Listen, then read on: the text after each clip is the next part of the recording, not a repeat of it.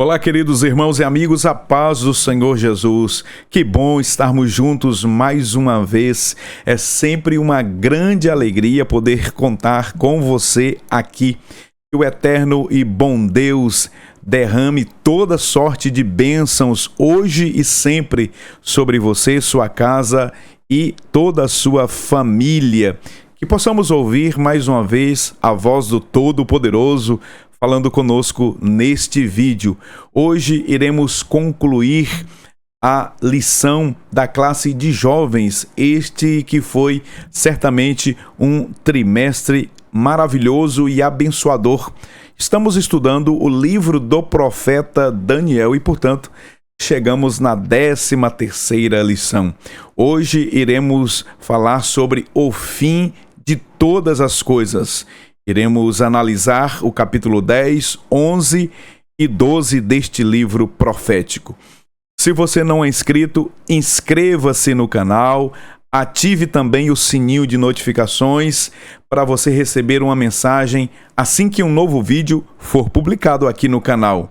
Curta este vídeo para que o YouTube recomende-o para muitas outras pessoas, que também você possa comentar e compartilhar nas suas redes sociais.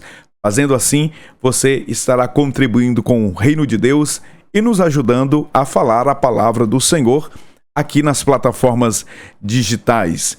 Deus te abençoe. Vamos para a videoaula de hoje. Chegamos ao final de mais um trimestre. Vamos para a aula de hoje. O assunto da lição: o fim de todas as coisas. O texto bíblico principal está em Daniel, capítulo 12, versículo 3, que diz assim: Os sábios, pois, resplandecerão como o fulgor do firmamento, e os que a muitos ensinam a justiça refulgirão como as estrelas, sempre e eternamente. O profeta Daniel, que no contexto da lição de hoje estava com aproximadamente 84 anos de idade, ele que chegou um adolescente na Babilônia e esteve durante toda a sua vida servindo ao Senhor com diligência, com fidelidade e com íntima comunhão com o Senhor nosso Deus. O contexto deste livro, especialmente o capítulo 10, 11 e 12, nos remonta a aproximadamente 2 anos após a autorização para que os judeus regressassem do cativeiro da Babilônia para a cidade de Jerusalém. E é natural que Daniel considerasse a possibilidade de retornar com os exilados. Entretanto, nós sabemos pelos textos bíblicos que Daniel, já idoso, teria muitas dificuldades para então, com os regressos, voltarem para a sua pátria amada, assim como em razão de Daniel ocupar muitos cargos de confiança e, portanto, sem poder se ausentar. Ainda à guisa de introdução, precisamos considerar que estes 3 capítulos que vamos estudar hoje constituem uma unidade. Eles compõem uma mesma perícope. A visão que Daniel tivera a partir do capítulo 10 deste livro, ela se desdobra nos capítulos 11 e o capítulo 12. Nós iremos perceber que no 3º ano do reinado de Ciro, portanto, cerca do ano 537 a.C., o profeta Daniel tivera esta visão extraordinária. O capítulo 10, vamos perceber que se trata de uma introdução. O capítulo 11 é mais detalhado. Vamos observar que ele trata dos medos e dos persas em 2 versículos e os demais versículos tratam exclusivamente do Império Grego. E o capítulo 12 é a conclusão desta visão que Daniel teve, apontando evidentemente para o futuro, para um momento escatológico de Deus com a nação de Israel. Portanto, o capítulo 10 do livro de Daniel compreende a última visão que Deus deu ao profeta na Babilônia, cobrindo os 3 capítulos derradeiros desta obra profética. As outras visões estão no capítulo 2, que, a bem da verdade, foi um sonho de Nabucodonosor, onde Deus deu a interpretação do sonho a Daniel em uma visão. A visão do capítulo 7, que já trabalhamos aqui, a visão do capítulo 8 e agora a última visão que cobre aí estes 3 capítulos do livro de Daniel. A visão que Daniel tivera foi dada 2 anos após o retorno dos judeus para Jerusalém, 2 anos após o regresso, da primeira leva de judeus que voltaram da Babilônia para Jerusalém, para a Palestina.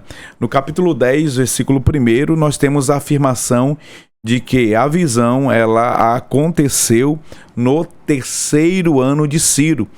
Mas sabemos, pelo livro de Esdras, que o retorno dos judeus à primeira leva aconteceu no 1º ano do reinado de Ciro. Vamos ao resumo da lição de hoje? Bom, a lição de hoje pode ser resumida a partir desta reflexão.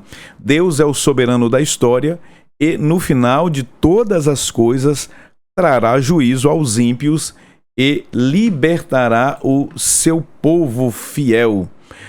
Bom, nós temos ainda o resumo da visão.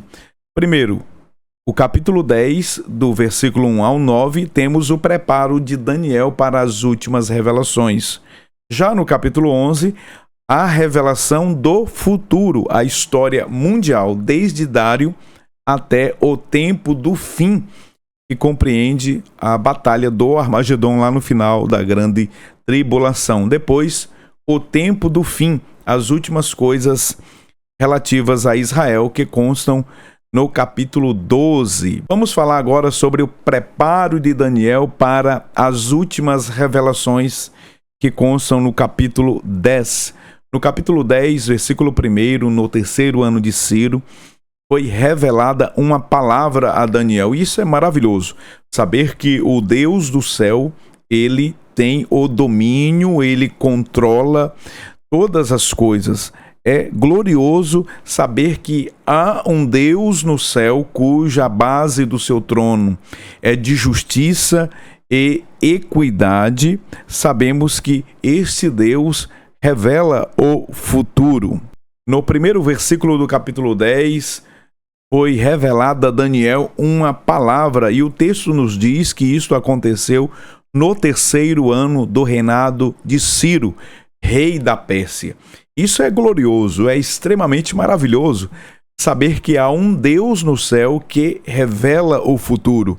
Há um Senhor que tem o domínio, que tem o controle de todas as coisas. Nada escapa do controle de suas mãos. Ele revela a quem quer, da forma como ele quer, e assim ele o fez com o seu profeta, com o profeta Daniel. Versículo 2 e 3, nós temos o quadro da aflição de alma de Daniel. Daniel esteve por 3 semanas em uma profunda aflição, em uma profunda tristeza.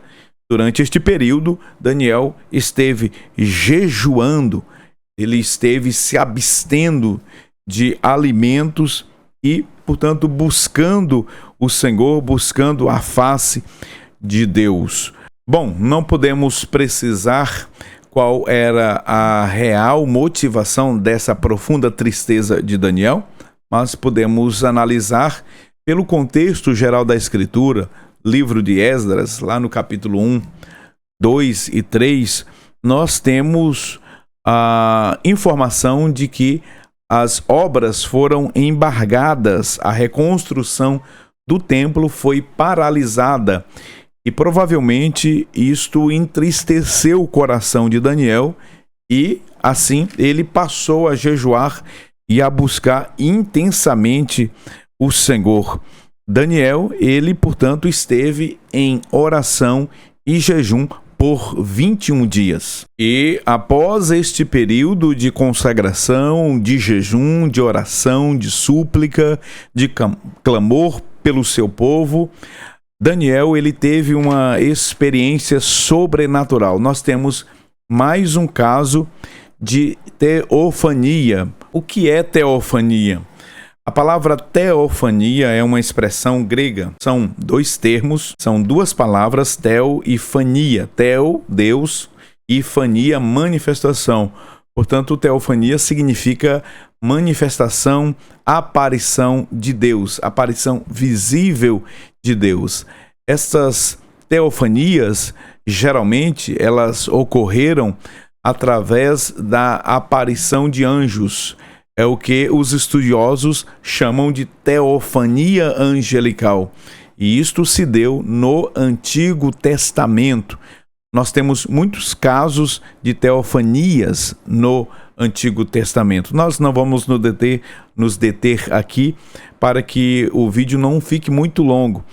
Mas aqui fica muito claro, pelo texto bíblico, que a probabilidade de uma teofania aqui é muito grande. Por exemplo, a interpretação de um dos nossos pais assembleanos, o querido, saudoso e respeitadíssimo teólogo, pastor Antônio Gilberto. O pastor Antônio Gilberto, no seu comentário do livro de Daniel, ele inclusive faz uma comparação entre Daniel 10, capítulo 10, e o versículo 4 com Apocalipse, capítulo 1, versículos 13 a 16. Aquele texto de Apocalipse, capítulo 1, versículo 13 ao 16, nós temos João na ilha de Patmos tendo uma visão do Cristo glorificado.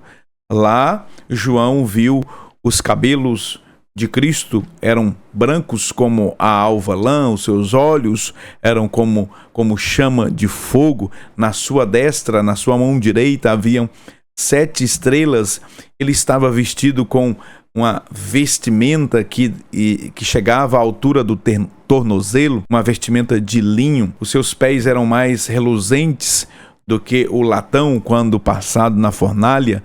Da sua boca saía uma espada afiada de 2 gumes e o seu rosto brilhava mais que o sol. Nós, portanto, podemos fazer uma comparação, um paralelo entre estes dois textos. De fato, constatar aqui uma teofania, uma manifestação de Cristo no Antigo Testamento para o amado profeta, para Daniel. Depois nós temos os efeitos dessa presença divina, né, dessa aparição divina a Daniel nos versículos 9 a 11 até o versículo de número 17. O efeito da presença divina sobre a vida do profeta foi algo tão extraordinário, tão poderoso, tão impactante, e o versículo 17 nos revela que Daniel, desde aquele momento, não restou nenhuma força. Diz o texto bíblico ainda que nem fôlego algum havia na vida do profeta. Tamanha foi o efeito daquela experiência sobrenatural com o Senhor. A partir do versículo 13, nós temos realidade do mundo invisível. A partir do versículo 13, nos é revelado a realidade do mundo invisível. Esta revelação é extraordinária, é fabulosa. Aqui nós podemos entender e compreender como que o mundo espiritual ele se desenvolve. Em Colossenses capítulo 1, versículo 16, o apóstolo Paulo nos diz que porque nele foram criadas todas as coisas que há nos céus e na terra, visíveis e invisíveis, sejam tronos, sejam dominações, sejam principados, sejam potestades, tudo foi criado por ele e para ele.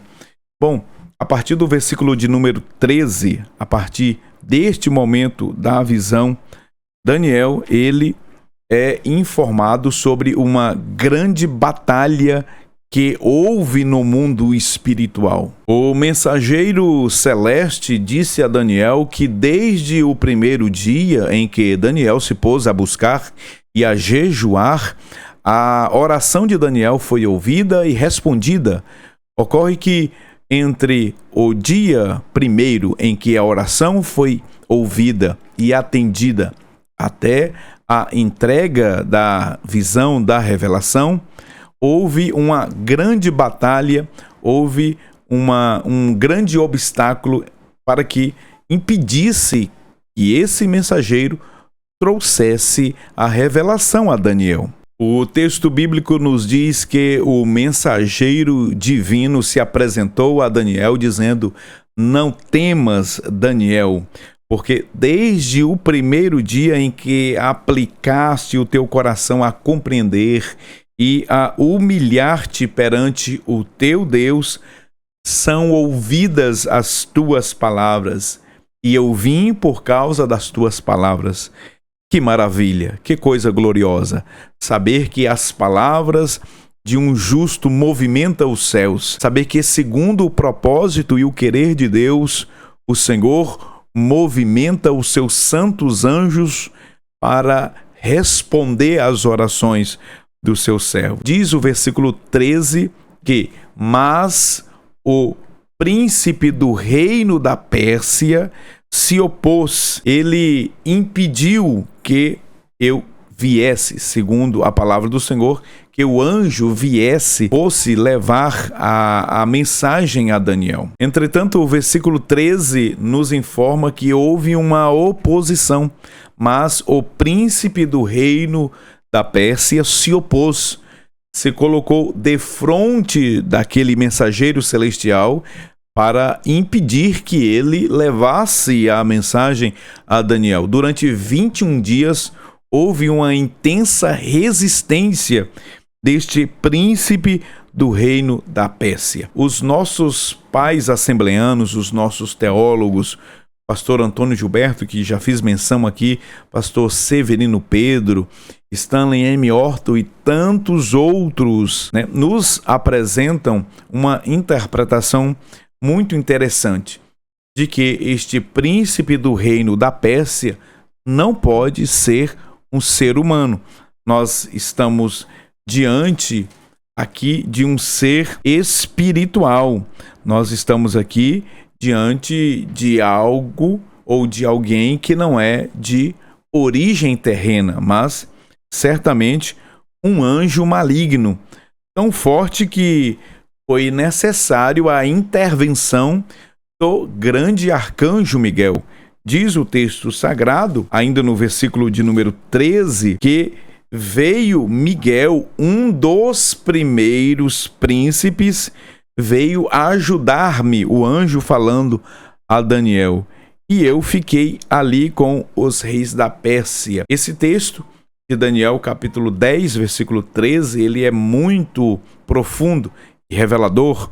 Nos apresenta, por exemplo, uma hierarquia angelical e a possibilidade também de outros arcanjos, corroborando com o hino 42 da nossa harpa cristã. Somente após a ajuda do arcanjo Miguel que a resposta chegou a Daniel após 21 dias de intensa batalha no mundo espiritual. Em Efésios capítulo 6, versículo 12, o apóstolo Paulo escreveu nos dizendo que a nossa luta não é contra sangue e nem carne. As nossas lutas, elas são contra as forças espirituais da maldade que habitam as regiões celestes, contra principados, potestades, forças espirituais do mal, hostes infernais, enfim, são demônios que, de uma forma organizada em categorias, em hierarquias, habitam o segundo céu, as regiões celestes. O versículo 14 aponta o escopo da profecia destes capítulos, do capítulo 10 ao capítulo 12.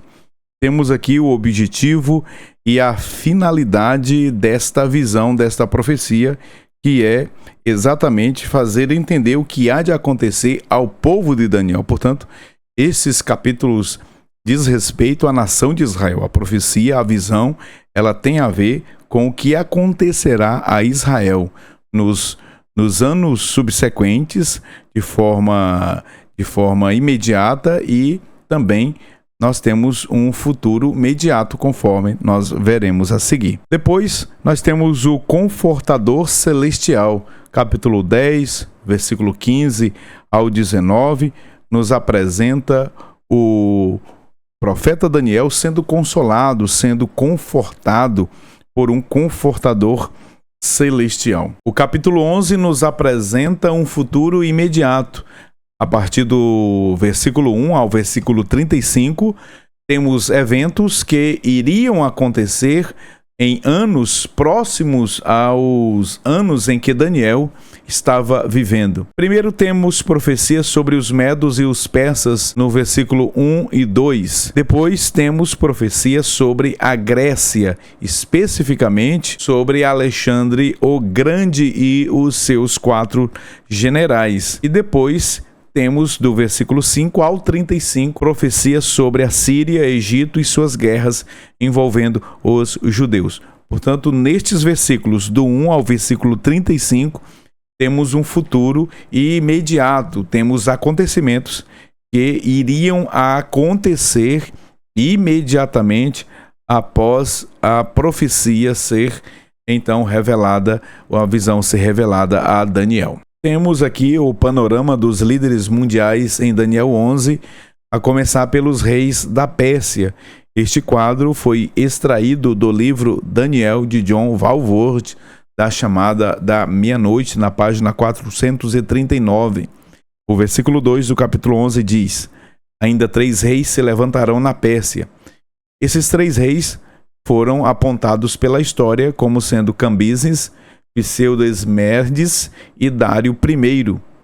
Depois o versículo 2 nos informa que o 4º rei será muito mais rico do que todos eles. Instigará todos contra o reino da Grécia. Esse é Xerxes I, que reinou de 486 a 465 a.C.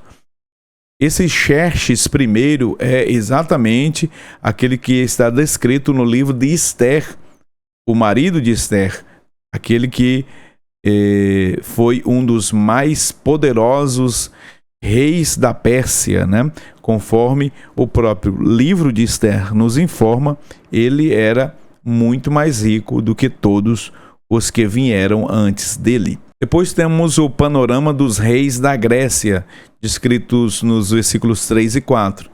Depois se levantará um rei poderoso. Está se falando de Alexandre o Grande. Já trabalhamos com detalhes o capítulo 8 de Daniel, onde vimos que Alexandre o Grande, com 32 anos de idade, já havia conquistado todos os povos.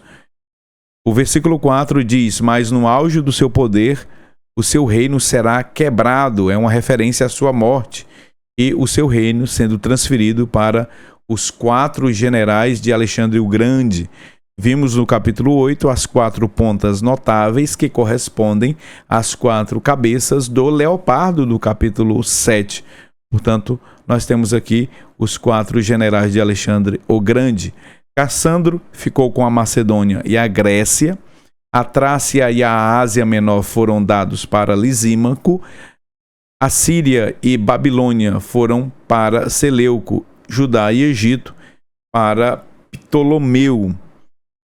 Bom, nós temos agora o futuro remoto, profecias sobre Israel em conflito com o anticristo. A partir do versículo 36 até o último versículo deste capítulo 11, temos profecias que apontam para o futuro, acontecimentos que são escatológicos em relação tanto a Daniel quanto a nós, porque ainda não se cumpriram, são eventos que vão se cumprir.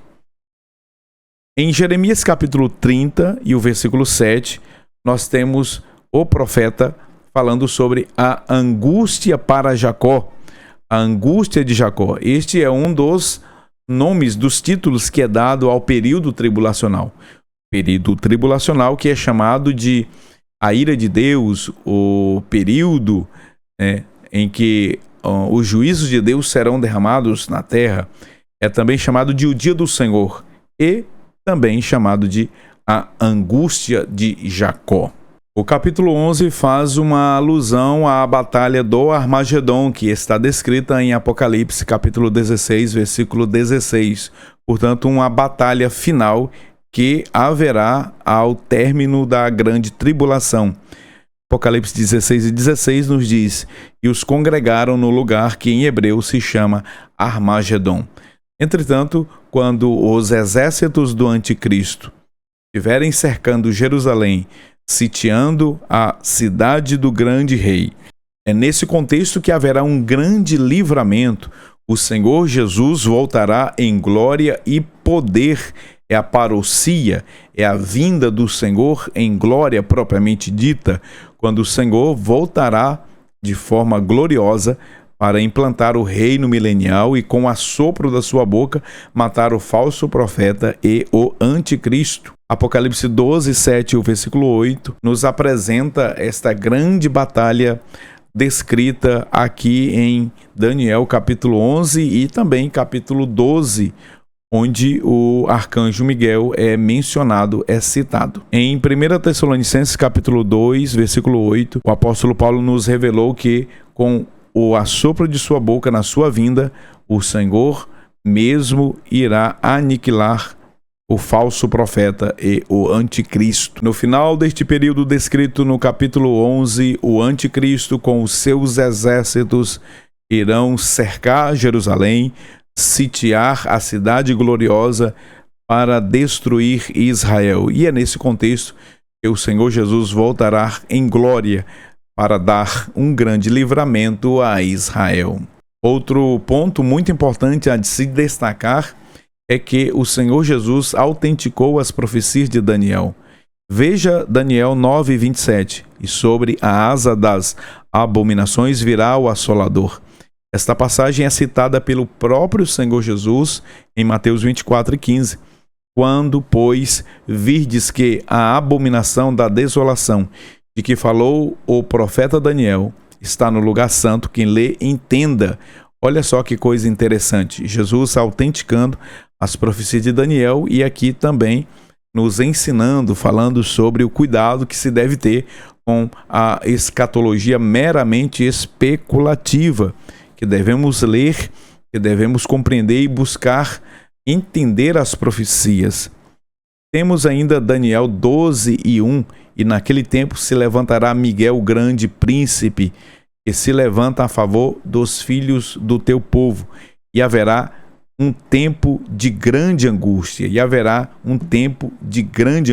angústia, qual nunca houve, desde que houve nação até aquele tempo. Essa passagem é citada por Jesus em Mateus 24 e 21, porque haverá então grande aflição ou grande tribulação, como nunca houve desde o princípio do mundo até agora, nem tampouco jamais haverá. A grande tribulação será um evento inédito, nunca houve, nem jamais haverá um tempo semelhante àquele. É bom destacar aqui ainda a figura do arcanjo Miguel. O arcanjo Miguel, que o seu nome originalmente é Micael, que significa quem é como Deus. Um dos dois anjos mencionados na Bíblia por nome, o outro é o anjo Gabriel, que também aparece no livro de Daniel. Miguel é identificado como o príncipe de Israel, Daniel 10 e 21, o protetor do povo de Daniel, Daniel 12 e 1. Miguel aparece como líder do exército angelical que luta e derrota o dragão Satanás e seus anjos em Apocalipse 12, do versículo 7 ao 9. Em Judas, capítulo 1, versículo 9, Miguel ali é citado como lutando com o diabo pelo corpo de Moisés. Portanto, perceba que o arcanjo Miguel, todas as vezes que ele aparece no texto bíblico, ele aparece relacionado diretamente com Israel. Portanto, Miguel é sim o príncipe protetor do povo de Daniel do povo de Israel. Capítulo 12, para finalizar, nos apresenta aí as últimas coisas relativas a Israel. Nós temos, depois da batalha do Armagedon, a segunda vinda de Cristo em glória, em poder, para instaurar o reino, logo depois da tribulação daqueles dias, conforme diz Mateus 24 e o versículo de número 28 a seguir. O sol escurecerá, a lua não dará sua claridade, as estrelas cairão do firmamento, então aparecerá no céu o sinal do Filho do Homem, vindo sobre as nuvens do céu com poder e grande glória. É a vinda do Senhor, é a parousia. Depois disso, no final da grande tribulação, a vinda do Senhor, acontecerá então a instauração do milênio. Eventos preliminares, a bem da verdade, acontecerão, eventos introdutórios para que o milênio ele seja instaurado. Outro vídeo falaremos sobre isso. Daniel capítulo 12, versículo 1 e o versículo 2 nos fala sobre a ressurreição. Capítulo 12, versículo 2 nos diz: e muitos dos que dormem no pó da terra ressuscitarão, uns para a vida eterna e outros para a vergonha e desprezo eterno. A ressurreição dos mortos é um dos temas mais importantes da escatologia bíblica. Em João capítulo 5, versículo 29, Jesus disse: e os que fizerem o bem sairão para a ressurreição da vida, e os que fizeram o mal para a ressurreição da condenação. Mas os outros mortos não reviveram até que os 1000 anos se acabaram. Esta é a primeira ressurreição. Apocalipse 20, versículo 5. A nossa declaração de fé, na página 195, nos afirma que as duas ressurreições, elas acontecerão em momentos distintos.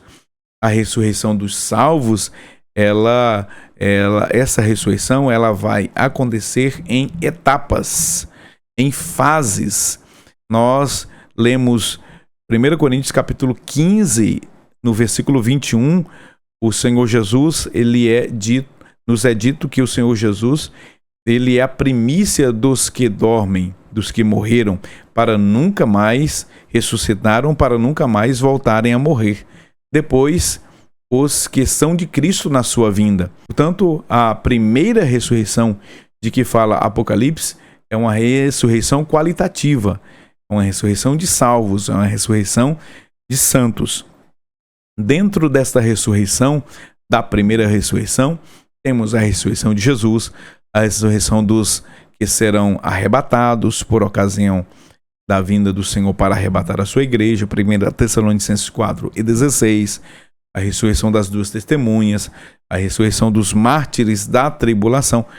Todos estes compõem o grupo dos que pertencem à primeira ressurreição. Já os ímpios, os condenados, serão ressuscitados após o milênio. Serão ressuscitados por ocasião do juízo final. Por essa razão é que o texto bíblico nos diz: bem-aventurado aqueles que têm parte na primeira ressurreição. Para finalizar, Daniel recebeu a ordem para selar o livro.